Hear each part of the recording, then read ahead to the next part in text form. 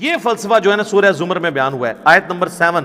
سر یہ 7 نمبر آیت تو آپ سارے اپنے قریبی لوگوں کو سنائیں، اپنے آفیسز میں سنائیں، اپنے دوستوں کو، گھر والوں کو۔ ان تکفروا فإن اللہ غنی عنکم۔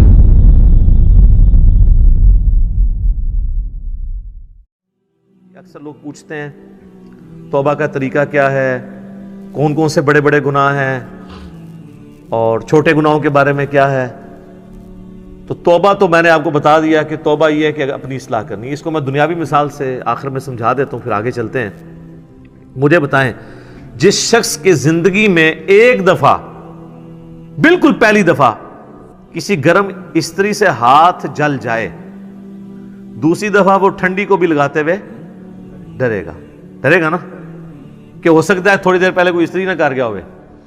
اس لیول کا ڈر جب آپ کا کسی گناہ کے بارے میں آئے گا نا دوبارہ کرتے ہوئے، تو آپ سمجھ لیں آپ نے توبۃ نصوحا کر لی ہے۔ یا ایھا الذین آمنوا توبوا الی اللہ توبۃ نصوحا، ایسی توبہ کرو جو آگے کو نصیحت ہو جائے۔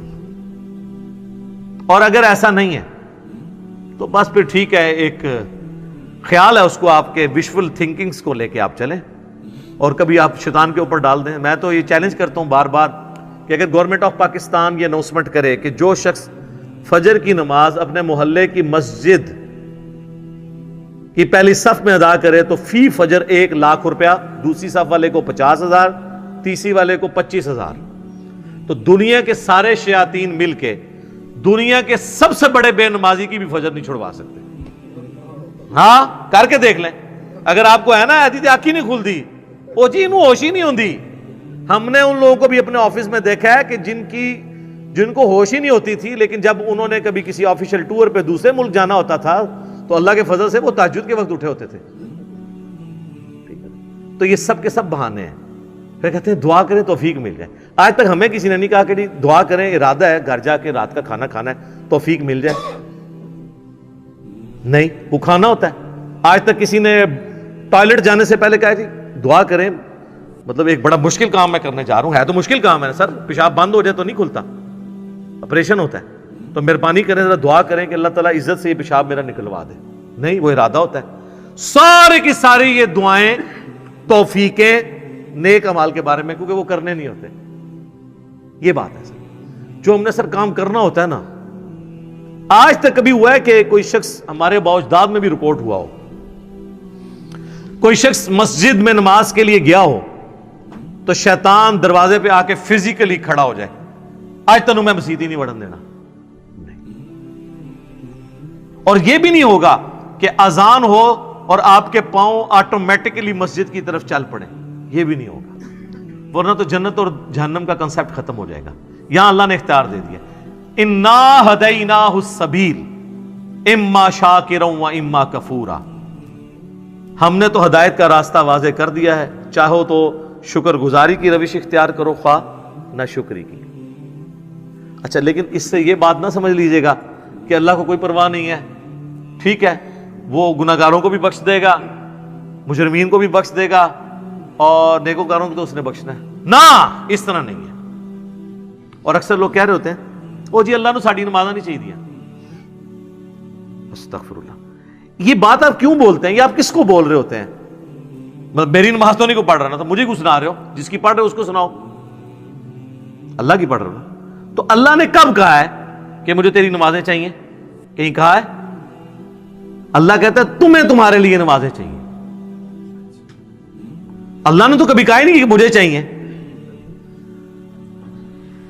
اس فلسفے کو اللہ تعالیٰ نے سورہ الزمر میں بیان کیا ہے، مسئلہ تقدیر بھی حل کرنے والی یہ آیت ہے، اور سارے مسئلے، یہ اکثر لوگ کہتے ہیں نا جو کچھ ہو رہا ہے نا جی اللہ کی مرضی سے ہی ہو رہا ہے جی، یہ اکثر آپ سنتے ہوں گے کہ دنیا میں جو کچھ ہو رہا ہے نا جی اللہ کی مرضی سے ہو رہا ہے۔ نہیں سر، ایسے نہیں ہے، اللہ کی مرضی سے نہیں ہو رہا، اللہ کی اجازت سے ہو رہا ہے۔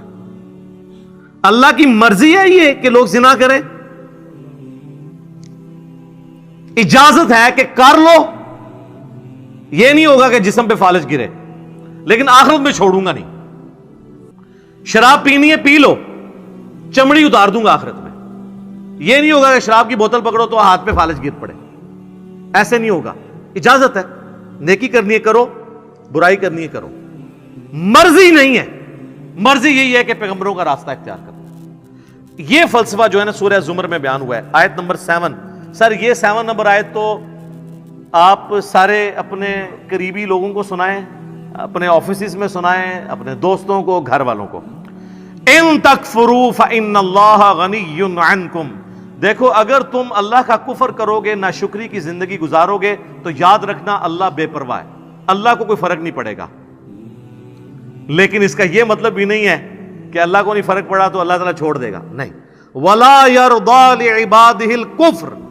لیکن میں کبھی راضی نہیں ہوں اس بات پہ کہ کوئی میری ناشکری کرے، میری نافرمانی کرے، میرا کفر کرے. وَإِن تَشْكُرُوا يَرْضَهُ لَكُمْ. اور اگر تم شکر گزاری کی روش اختیار کرو گے، یعنی اللہ کے تابع فرمان رہو گے، تو یہ اللہ تعالیٰ تم سے پسند کرتا ہے. وَلَا تَزِرُ وَازِرَةٌ وِزْرَ أُخْرَى. کوئی جان دوسری جان کا بوجھ نہیں اٹھائے گی، ہر شخص نے اپنے اعمال کا جواب دہ خود ہونا ہے. ثم الى ربکم مرجعکم. اس کے بعد تمہیں لوٹ کر تمہارے رب کی طرف جانا ہے. فینبئکم بما کنتم تعملون. پھر وہ تمہیں خبر دے دے گا جو کچھ تم دنیا میں اعمال کیا کرتے تھے. انہ علیم بذات الصدور. بے شک وہ تو سینوں کے چھپے ہوئے رازوں کو بھی جاننے والا ہے. اللہ اکبر. یار اللہ سے کون بھاگ سکتا ہے میرے بھائی؟ آپ اپنی داڑھیوں سے، پگڑیوں سے، نمازوں سے، تسبیحوں سے دنیا کو دھوکہ دے سکتے ہیں، قانون کو چکما دے سکتے ہیں، اللہ سے بھاگ کے کہاں جائیں گے؟ اللہ تو اتنا باریک بین ہے کہ جن لوگوں کی نماز، حج، زکوٰۃ بھی لکھے ہوں گے نا قیامت والے دن، فرشتوں نے نیکیوں کے ڈھیر لگائے ہوں گے، اللہ 0 سے ملٹیپلائی کر دے گا. اللہ سے بڑا ڈر لیں سر، اللہ بڑا ڈاٹا جائے. ہاں اللہ والے بن جاؤ تو اللہ سے زیادہ کوئی شفیق نہیں ہے، لیکن اللہ کے نافرمان ہیں تو سر اللہ بڑا ڈاٹا جائے. مسلم شریف میں حدیث ہے سب سے بڑی 3 نیکیاں کون سی ہو سکتی ہیں؟ تینوں نیکیوں کے بارے میں نبی علیہ السلام نے کہا کہ یہ کرنے والا بھی جہنم میں چلا جائے گا. نمبر 1 آپ نے فرمایا قیامت والے دن اللہ تعالیٰ ایک شہید کو اٹھائے گا اور پوچھے گا میں نے تجھے اتنا کچھ دیا، اچھی صحت دی، تو نے میرے لیے کیا کیا؟ وہ کہے گا یا اللہ جان سے قیمتی کون سی چیز تھی تیرے لیے دے دی. تو اللہ تعالیٰ فرمائے گا تو نے جان اس لیے دی کہ لوگ تجھے بہادر کہیں، تو دنیا نے تیری بڑی تعریف کی، تو دنیا سے اپنا اجر لے چکا ہے، میرے ہاں کوئی اجر نہیں، اوندھا منہ کر کے جہنم میں. فرشتوں نے اسے شہید لکھا ہوا ہے، اللہ نے کہا نہ. آپ اپنی نیکیوں سے فرشتوں کو بھی دھوکہ دے سکتے ہیں. فرشتے تو ظاہری مال کو لکھیں گے، ہاں جی یہ ہے.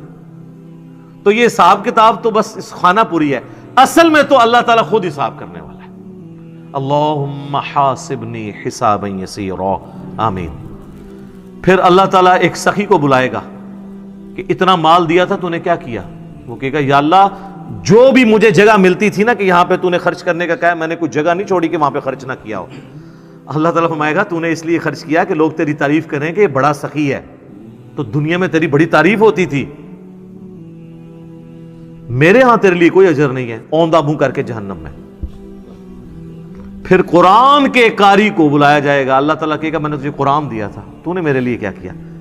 کہے گا یا اللہ میں نے اتنے لوگوں کو قرآن سکھایا، قرآن کی تعلیم دی. اللہ نے فرمایا یہ اس لیے کہ لوگ تجھے قاری کہیں، تو دنیا میں تیری بڑی تعریف ہوئی، تیرے نام سے پہلے بھی 8 دمیں ہوتی تھی، بعد میں بھی 10 دمیں لگتی تھی، یہ میں اس کی تشریح کر رہا ہوں. پھر لوگ کہتے ہیں نہیں دیسی تو لکھے ہی نہیں سی ہوا، دیسی اتنا کوئی نہیں لکھا ہوتا، وہ آپ کڑنا ہوتا ہے بچوں، کیونکہ قرآن پرانا نہیں ہوتا. قرآن اگر نبی علیہ السلام کے زمانے میں بات ہو رہی ہے نا سورۃ الانفال میں کہ اپنے جو گھوڑے ہیں وہ جہاد کے لیے تیار رکھو، تو آج گھوڑوں کو ہم میزائل میں اور ایئر کرافٹس کی فارم میں اس کو ترجمے اور تشریح میں بیان کریں گے. ہمیں یہ کوئی گلا نہیں کرے گا یہ قرآن میں گھوڑے لکھیا سی تسی یہ کیوں بیان کیتا ہے؟ تو تسی کھوتے نہ بنو، اپنی عقل بھی استعمال کرو، وہ تو ڈاکٹرین ہوتی ہے. اللہ تعالیٰ اس کو اوندھا منہ کر کے جہنم میں پھینکے گا. سر ان 3 بڑی نیکیوں سے بڑی کو نیکی کسی کو پتا تو مجھے بتا دے. شہادت سے بڑی کوئی نیکی نہیں ہے. سب سے قیمتی چیز اللہ کو دے دینا، جان. اللہ کی راہ میں مال لوٹانا. قرآن میں نماز کے ساتھ آلموسٹ ہر جگہ انفاق فی سبیل اللہ کا حکم آیا. اور تیسرا قرآن کی تعلیم، وہ تو سر بخاری میں حدیث ہے تم میں سب سے بہتر وہ جو قرآن سیکھے اور سکھائے. ان 3 نیکیوں سے بڑی کو نیکی پاسبل نہیں ہے، لیکن 0 سے ملٹیپلائی، کیونکہ اللہ کے لیے نہیں کی. مسند احمد میں حدیث ہے، جس نے دکھلاوے کے لیے روزہ رکھا اس نے شرک کیا، جس نے دکھلاوے کے لیے نماز پڑھی اس نے شرک کیا، اور جس نے دکھلاوے کے لیے صدقہ کیا اس نے شرک کیا۔ کی نیکی ہو گیا شرک۔ یہ کیا بات ہوئی؟ نماز کیسے شرک ہو گئی؟ نماز تو اللہ کی ہوتی ہے، پڑھی بھی اللہ کے لیے لیکن دکھانے کے لیے کسی کو۔ ہمارے ایک ایکس پریزیڈنٹ تھے نا، مجھے ان کی پالیسی سے تو بہت اختلاف ہے، جنرل ضیاء الحق، لیکن ایک مذہبی آدمی تھے۔ ان کی وجہ سے ہماری فوج کے اندر کافی ریفارمز آئیں، اور یہ بہت بڑا احسان ہے ان کا پاکستانی فوج کے اوپر، ورنہ ان سے پہلے کی فوج اور آج کی فوج میں بڑا فرق ہے۔ اب آپ کو مذہب کا رنگ غالب نظر آئے گا ہماری فوج کے اندر، اور جب فوج سے لوگ ریٹائر ہوتے ہیں تو میں تو سب سے زیادہ باقی اداروں کی نسبت ان لوگوں کو دیکھا ہے کہ پریکٹسنگ مسلمان ہیں، کیونکہ موت کو بڑا قریب سے دیکھ لیتے ہیں نا، تو بڑے بڑے لوگوں کی عقل ٹھکانے ہو جاتی ہے جب اپنے ساتھ آپ شہداء کی لاشیں اٹھاتے ہیں بارڈرز کے اوپر، تو بس انسان کو نظر آتی ہے یار کل تو یہ میرے ساتھ روٹی کھا رہا تھا، آج میں اس کے جسم کے لوتھڑے سمیٹ رہا ہوں، تو سب بڑے بڑے لوگوں کا قبلہ درست ہو جاتا ہے۔ تو جنرل ضیاء الحق صاحب چونکہ نمازی تھے بڑے پکے، تو ان کے ساتھ جو لوگ ہیں نا، انہوں نے مجھے بتایا کہ جب وہ نماز جاتے تھے لوگ بغیر وضو بھی ساتھ پیچھے کھڑے ہو جاتے تھے، کیونکہ وہ نماز پڑھنے کا تو موڈ نہیں ہوتا تھا، اور وضو تو ایک تردد ہے نا، اور وضو کسی کا چیک تو نہیں ہو سکتا سونگ کہ اس کا وضو ہے یا نہیں ہے، تو وہ اس پر ٹوٹل پورے، جس طرح ہمارے یہاں پہ کئی پولیٹیکل لیڈرز کے لوگ جنازے پڑھنے کے لیے صحافی بھی آئے ہوتے ہیں، اگر آپ ان سے نماز سنیں نماز بھی نہیں آتی اور جنازہ پڑھنے کے لیے آئے ہوتے ہیں، ادھر سوٹیں لگا رہے ہوتے ہیں، ادھر میسیج دیکھ رہے ہوتے ہیں، ساتھ ہی جنازے کی اناؤنسمنٹ، جنازہ پڑھا، نہ ان کو دعا آتی نہ وضو کیا ہوتا ہے، الا ماشاء اللہ۔